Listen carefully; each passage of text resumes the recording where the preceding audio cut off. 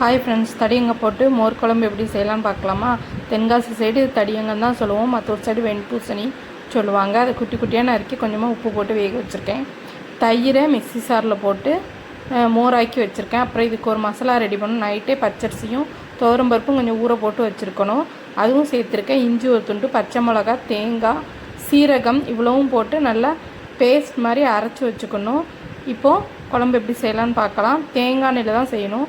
தேங்காய் எண்ணெய் ஊற்றி கடுகு, வெந்தயம், காஞ்ச மிளகா, கருவேப்பிலை எல்லாம் போட்டுட்டு நம்ம அரைச்சி வச்சுருக்க பேஸ்ட்டையும் இதோட மிக்ஸ் பண்ணி நல்லா கிண்டி விட்டுக்கலாம்.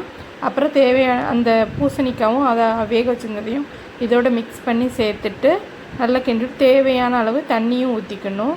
ஊற்றிட்டு உப்பு சேர்த்து நல்லா கொதிக்க விட்டுட்டு அடுப்பை ஆஃப் பண்ணிடணும்.